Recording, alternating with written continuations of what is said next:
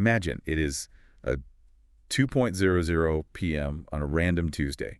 You're a junior software engineer.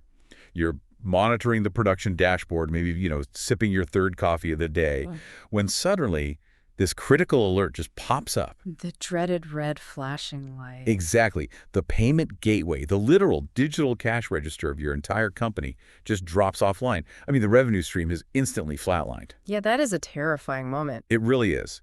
And in a blind panic, your heart is just pounding in your ears. You type out a single 7-word message into Slack and hit enter. And instantly, 5,000 phones buzz in unison across the entire company. Okay. You hit the button. You hit it. You interrupt the deep workflow state of every senior engineer. You derail a critical client pitch for the VP of sales. You even ping the smartwatch of the CEO, who is, currently sitting in a quarterly board meeting. Which is just, it's so catastrophic. Right. You haven't just reported a bug. You've essentially pulled the digital fire alarm in a skyscraper, and you've forced every single executive in the building to stop what they're doing and look directly at you.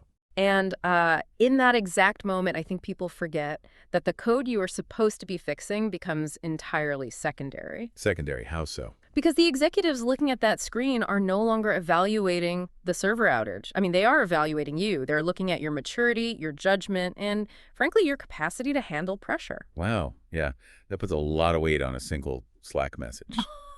Welcome to today's deep dive, everyone. Whether you are watching this or listening on your commute, you are stepping into a true career survival session. Survival is definitely the right word for it. It is, because we are two veteran senior software engineers.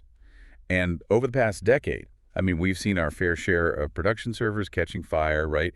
Databases deleting themselves, deployment pipelines just grinding to an absolute halt. Oh, I still have nightmares about the great database drop of 2018. Don't we all? But today, our mission is not about fixing the code. We are taking off our engineering hats and putting on our crisis management hats. Right. Because you have to know how to navigate this stuff. Exactly. Your mission today is learning how to survive the corporate communications battlefield. We are diving into a document titled Case Study 1, The Slack Channel Disaster. It's a classic. It really is. We're dissecting one spectacularly bad message sent by a junior developer named Alex.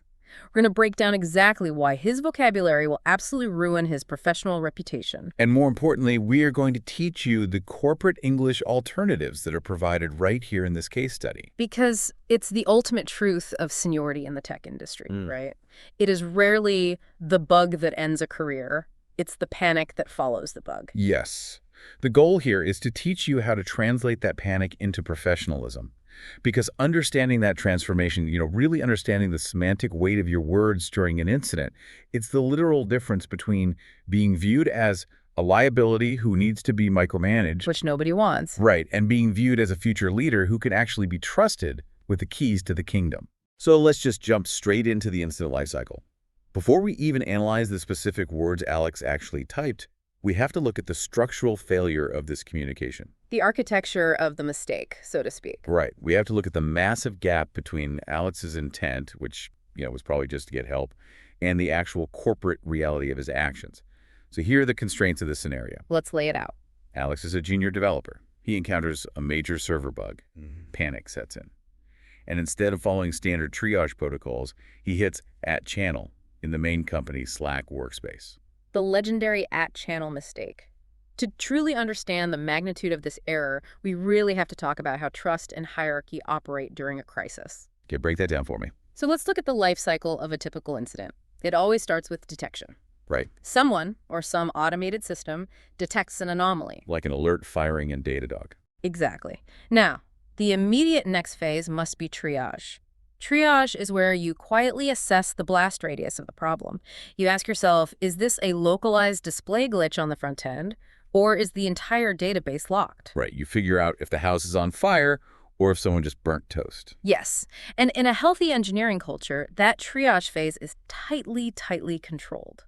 This is exactly why the role of a team lead or an engineering manager even exists. Right. They are your heat shield. Precisely. They are the structural heat shield.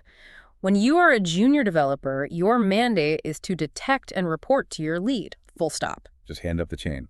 The lead's job is to silently, calmly verify the issue, formulate a response plan, and then handle the upward communication to the executive team. So they translate the technical reality into the business impact. Exactly. By skipping his team lead and just hammering that @channel tag, Alex completely bypassed the triage phase. He took an unverified raw panic state and escalated it to the absolute maximum level of visibility. I want to focus on that @channel decision for a second, because the scale of that mistake changes depending on where you work, obviously, but the underlying psychology is always the same. Oh, absolutely. Hitting @channel for a server bug when you are a junior dev is it's like grabbing the CEO's personal megaphone in the lobby to announce that someone's spilled coffee near the elevators. That is a perfect analogy.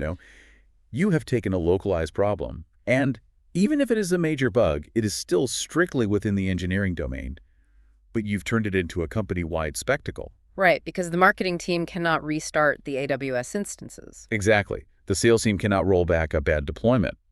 So why involve them? What is actually happening in a developer's brain when they make this choice? Well, it is a textbook example of an amygdala hijack colliding with modern digital tooling. Amygdala hijack. Okay, tell me more about that. When a human being faces a sudden high-stakes threat, like realizing the company is actively losing thousands of dollars a minute because of a bug you just found, the brain's threat response system, the amygdala, literally takes over. It just overrides everything. It floods the body with adrenaline and cortisol. And crucially, this physiological response suppresses the prefrontal cortex. That's the part of your brain responsible for complex decision-making, procedural memory, logical reasoning. So all the onboarding documents you read about incident protocol, just gone. Completely inaccessible. Yeah. Your brain reverts to raw survival mode. Fight, flight, or freeze. Exactly. And in the digital environment of a modern tech company, flight often manifests as this desperate, completely uncalibrated cry for help. Right. You just want someone to save you. The developer's internal monologue is simply, "This is a disaster. I am completely overwhelmed. I need an adult to fix this right now." Because the brain is searching for the highest probability of rescue, it instinctively reaches for the widest possible audience. So in Alex's compromised state, @channel feels like a lifeline. He thinks he is casting a massive net to catch a savior. But the grim reality of the corporate structure is that he isn't casting a net for rescue. He is putting himself on a brightly lit stage to be judged. Wait, let me stop you there. I totally get the neuroscience of panic, but let's look at this pragmatically for a second. Sure. The payment gateway is down. The company is actively bleeding cash by the second. If I am in Alex's shoes, I might argue that I want everyone to know immediately. I hear that defense a lot. Right. Shouldn't the VP of sales know that clients can't check out right now? Shouldn't the CEO know we have a catastrophic revenue blockage? I mean, why is it considered such a failure of operational maturity to loudly sound the alarm when the building is actually on fire? Because of the downstream effects of how executives have to manage information. Think about that CEO sitting in the board meeting. Okay. When they get a notification that the payment gateway is down, they immediately have to calculate the business impact, formulate a messaging strategy for investors, maybe prepare to answer questions about risk mitigation. Right. They have their own triage to do. Exactly. They need cold, hard, actionable data. They need to know the scope of the outage, the estimated time to recovery, and crucially, who is leading the incident response. Right. They need a dashboard, not a screen. Yes. When Alex blasts the entire company with untriaged panic, he isn't providing data, he is injecting chaos. He forces the CEO to stop managing the business and start managing Alex's emotional state. Wow. Yeah. That's a huge distinction. The technical bug, the actual server failure, can usually be fixed in an hour. An engineer can SSH into the server. A database can be restored from a snapshot. A bad pull request can be reverted. The code is repairable. It is cheap.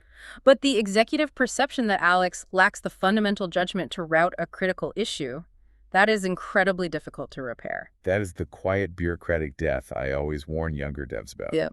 The danger isn't that you get fired on the spot in a dramatic blaze of glory. Never happens like that.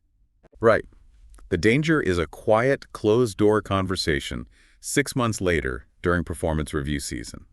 The engineering manager brings up Alex for a promotion to mid-level developer, and the CTO just shakes their head and says, "Alex, isn't he the one who caused that mass panic during the gateway outage last summer?